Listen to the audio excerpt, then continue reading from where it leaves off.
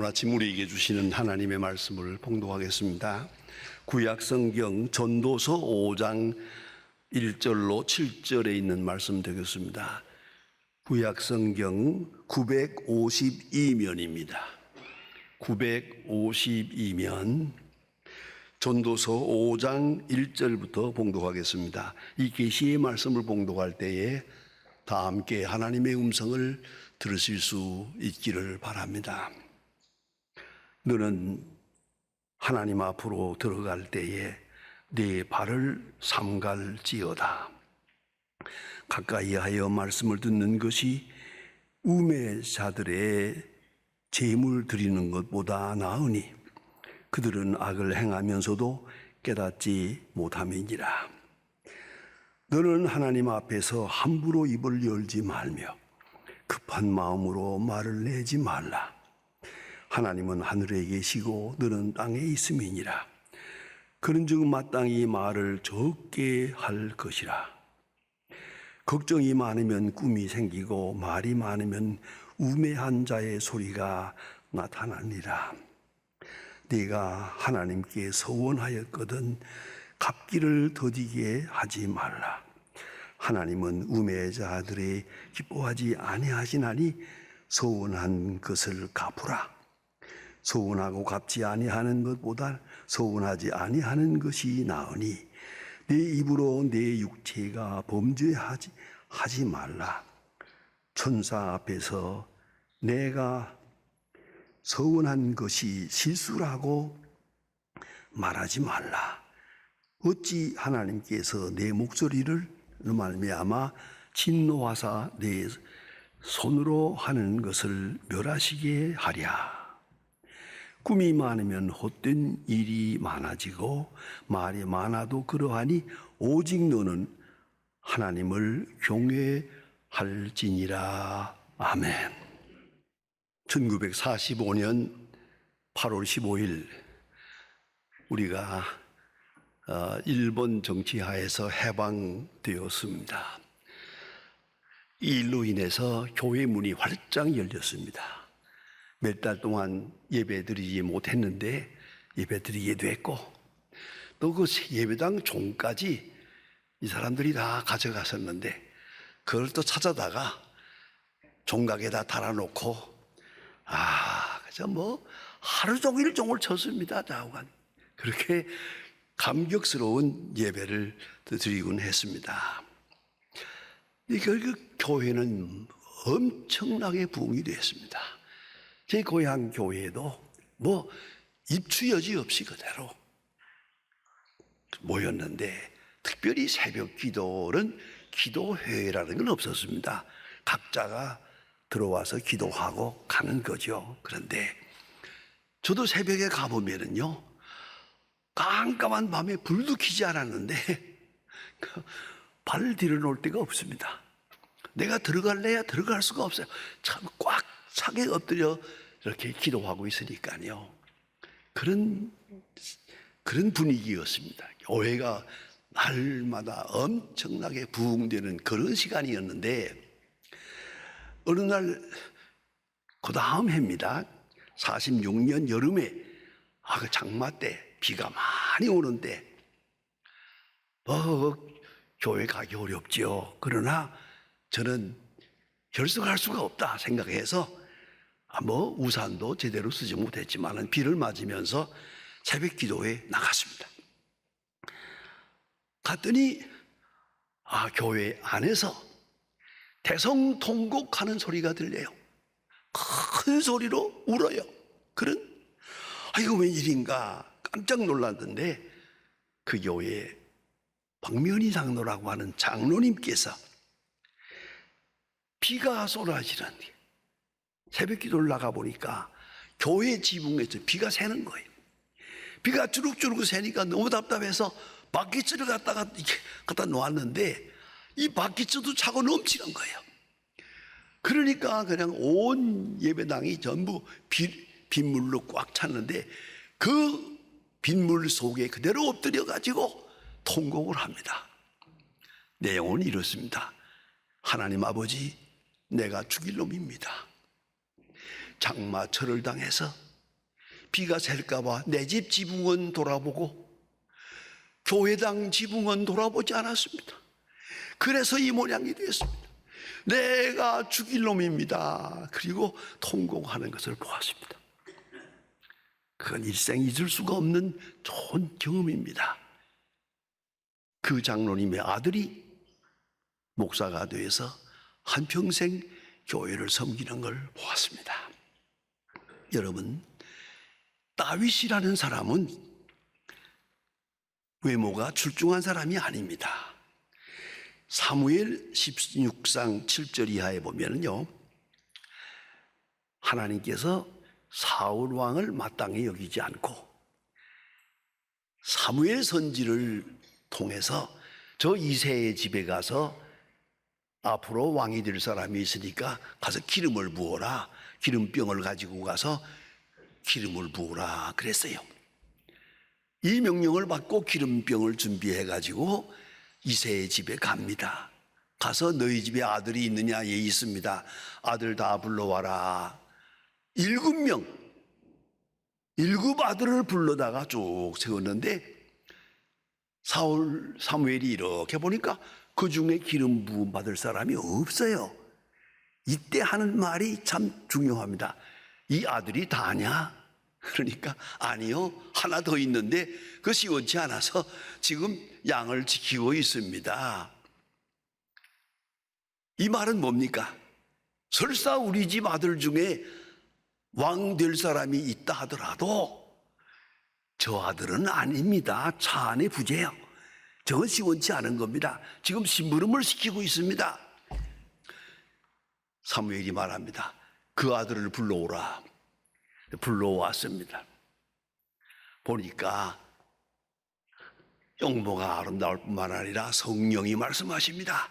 이 사람이 유대 나라 왕이 될 사람이다. 그때 하나님께서 하신 말씀입니다. 사람은 외모를 보거니와 나 여호와는 중심을 보느니라. 다윗이라는 사람이 외모는 왜소하고 볼 것 없지만은 중심을 보느니라. 그 중심이 하나님 앞에 있기 때문에 하나님께서 그를 선택하시고 사무엘에게 기름을 부으라. 그래서 그가 사울을 이어서 유대 나라 왕이 됩니다. 아주 중요한 얘기가 아닙니까? 그뿐 아닙니다. 다윗은 아무리 보아도 성자가 아닙니다. 죄가 많습니다. 부끄러운 일도 많고 전쟁을 치렀기 때문에 많은 사람을 죽인 일도 있고 실수도 많고 허물도 많습니다. 그러나 다윗은 하나님의 선택된 사랑을 받은 사람입니다. 우선 성경을 보면은 성경에 사람의 이름 중에 제일 많이 나오는 이름이 다윗입니다. 다윗이라는 이름이 무려 800번 나옵니다. 하나님께서 복을 주실 때마다 내 종 다윗처럼 축복받은 자의 표본입니다. 내 종 다윗을 보아서 내가 너를 사랑하노라. 복의 근원이기도 합니다. 하나님은 다윗을 사랑했습니다. 극진히 사랑했습니다. 정말 넘치도록 하나님의 사랑을 받은 사람이 다윗입니다. 그러면 다윗이 어떻게 해서 이렇게 하나님의 사랑을 받게 됐나? 그걸 알자는 겁니다. 그것은 다름이 아닙니다. 다윗이 하나님을 사랑했습니다. 모든 사람이 하나님을 사랑한다 하지만은 그 사랑은 추상적입니다. 그러나 다윗이 하나님을 사랑하는 그 사랑은 구체적입니다. 그리고 자원적입니다. 아무 보상도 바라지 않는 깨끗한 마음으로 하나님을 사랑합니다. 그 사랑을 하나님이 기뻐하시고 하나님께서 다윗에게 듬뿍 넘치도록 복을 주어서 결국은 다윗의 후손으로 예수님이 세상에 오시게 되고 예수의 이름이 다윗의 자손입니다. 이 얼마나 놀라운 축복입니까? 이렇게 복을 받은 다윗, 저 어떻게 이런 복을 받았을까? 그것 좀 생각해야 하지 않겠습니까? 이것은 사무엘하 7장 1절부터 나타나게 됩니다. 저는 이 본문을 볼 때마다 하나의 교육자로서 또 성전을 지은 경험이 있고 짓는 사람으로서 늘 이 본문을 소중하게 여깁니다. 다윗이 하나님께서 허락하셔서 다윗 성을 건설합니다. 예루살렘 성, 다윗 왕국을 만들었습니다. 궁전을 지었습니다. 백향목 궁전을, 큰 궁전을 잘 지었습니다. 그리고 영화롭고 호화스럽게 왕궁에서의 생활을 합니다. 어느 날 생각합니다. 다윗이 생각합니다. 나는 이렇게 백향목 궁전에 있는데 하나님의 법궤는 저 깜깜한 수달피 가죽 천막 속에 있도다. 이건 안 된다 해서 다윗이 자원자발적으로 나단 선지를 부릅니다. 선지자를 불러서 내가 하나님의 전을 지을 마음이 있습니다. 하나님, 그 말을 듣고 나단 선지가 하나님께 가서 물어봅니다. 하나님 어떡할까요? 하나님이 어떻게 기뻐하시는지 제가 이 본문 성경을 자세히 읽다 보면요, 미안합니다, 하나님이 어린애처럼 기뻐해요. 왜요? 내가 언제 널 들어 성전 지으라고 하더냐? 내가 이 천막 속에 있다고 불평하더냐? 어떻게 그런 마음을 가졌느냐? 어떻게 성전 지을 마음을 가졌느냐? 여러분, 똑같은 얘기지만 고난당하면서 하나님을 부르는 건 쉬워요. 맹세도 하고 서원도 하고 그러지만 영화로울 때, 잘 될 때, 형통할 때 하나님을 기억하는 거, 이것이 상품이요 최상의 은혜란 말입니다. 잘고 형통할 때, 성공할 때, 영화로울 때, 그때 하나님을 기억하는 거예요. 그래서 불러서 내가 성전을 짓겠습니다. 그 9절에 보면 하나님께서 이렇게 말씀하십니다. 내 이름을 존귀케 하리라. 내가 내 몸에서 날 자식을 내 뒤에 세워 그 나라를 존귀케 하리라. 저는 내 이름을 위하여 집을 건축할 것이요 나는 그 나라 위를 영원히 견고케 하리라. 이때 주신 축복이에요. 이걸 잊지 말아야 합니다. 이건 다윗이 기도한 거 아니에요. 이건 덤으로 보너스로 주시는 거예요. 다윗은 하나님을 구체적으로 사랑했습니다. 그냥 감상적으로 사랑한 거 아니야. 아니, 어려울 때 사랑하는 게 아니야. 내가 병들 때 부르짖는 거 아니야. 일이 잘 되고 건강하고 형통하고 영광스러울 때, 그때 하나님을 기억한 거예요. 그리고 하나님의 성전을 지을 마음을 가집니다. 이건 그의 경건이요, 그의 자원하는 마음이요, 그리고 성전 중심의 신앙입니다. 그 이유는 간단합니다. 첫째, 가까이 하여, 오늘 본문에 나타납니다. 가까이 하여, 하나님께 가까이 하기 위해서 성전을 지으려고 한 것이에요. 가까이 하는 마음 아주 중요합니다. 가까이. 다니엘서에 보면은 다니엘이 바벨론 포로 생활할 때 그가 얼마나 어려운 생활입니까? 그는 언제나 하루에 3번씩 시간을 정하고 예루살렘 쪽을 향한 창문을 열어놓고 예루살렘 쪽을 향한 창문을 열어놓고 예루살렘 쪽을 향하여 앉아서 하나님 앞에 기도했습니다. 이것이 이스라엘 사람들의 경건입니다. 저는 그런 자세를 직접 확인할 수 있었습니다. 제가 여러 번 이스라엘 사람들의 집에 특별히 경건하게 사는 분들을 공부하기 겸해서 방문했던 일이 있습니다. 자기가 보여줍니다. 집이 이게 좋은 집은 아닙니다만은 자기 집 중에 예루살렘 쪽을 향한 창문이 이렇게 딱 열었지. 그리고 그 밑에다가 성경을 펴놨어요. 그리고 언제나 하루에 3번씩 그 창문을 열고, 예루살렘 쪽을 향한 창문을 열고 하나님 앞에 기도하는 거예요. 이것이 바로 다윗의 마음입니다. 성전 중심의 경건입니다. 아주 중요합니다. 가까이 가는 것, 주님께 가까이 가는 상징적 표현으로 예루살렘 성전을 바라봅니다. 아주 중요한 것입니다.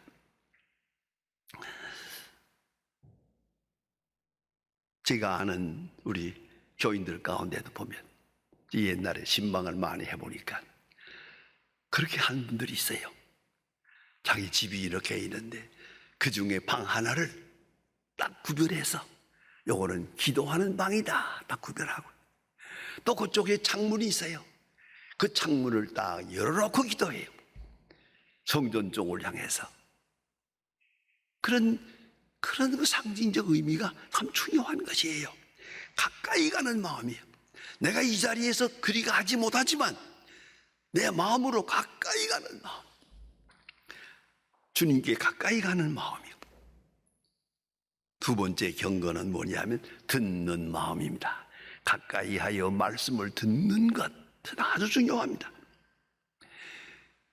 여러분 잘 아시는 대로 솔로몬은 하나님 앞에 기도합니다. 21살 때 왕이 되고 너무 답답하고 괴로워서 하나님 앞에 철야기도 했어요. 1000번제를 드리고, 그럴 때 하나님께서 나타났습니다. 너는 내게 구하라, 내가 내게 무엇을 줄까? 너는 내게 구하라, 내가 내게 무엇을 줄까? 이거 기가 막힌 시간 아닙니까? 그때 그는 여러 가지를 구하지 않았습니다. 딱 한 가지.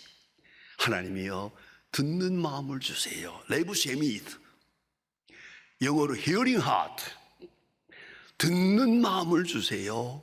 하나님의 음성을 듣는 마음을 주세요. 이것이 지혜입니다. 그래서 지혜가 아닙니다. 지혜로운 마음입니다. 원어의 뜻대로 말하면 레브 쉐미트, 듣는 마음입니다. 하나님 듣는 마음을 주세요. 이 듣는 자세가 참 중요합니다. 가만히 보면은 우리가 하나님 앞에 나갈 때 2가지 자세가 있어요. 하나는 보는 마음, 하나는 듣는 마음. 뭘 이렇게 보려는 마음이 있어요. 보고 싶은 마음이 많아요. 뭘 보고 싶어요, 보고 싶어요. 그러다가 우상을 섬겨요. 그래서 십계명에서 말합니다. 너는 우상을 섬기지 마라. 어떤 형편이든지 형상을 만들지 마라. 아니, 형상을 상상하지도 마라. 아시겠습니까? 보고 싶어하는 마음은 우상에 빠집니다. 철야기도 하고 금식하고 많은 분들 합니다만은 그 중에 많은 분들이 보고 싶은 거예요.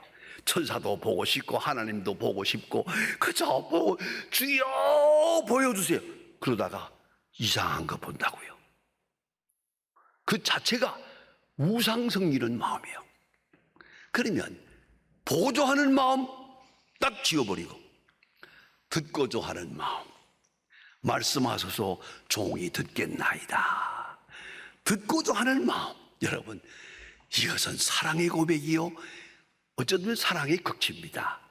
우리 인간관계도 그렇잖아요. 보려는 마음 그거 아니에요. 듣는 마음이에요. 예수님께서도 마르다와 마리아의 집에 갔을 때도 마르다는 음식을 만드느라고 이렇게 부선을 떨었습니다마는 마리아는 예수님 앞에서 가만히 들었습니다.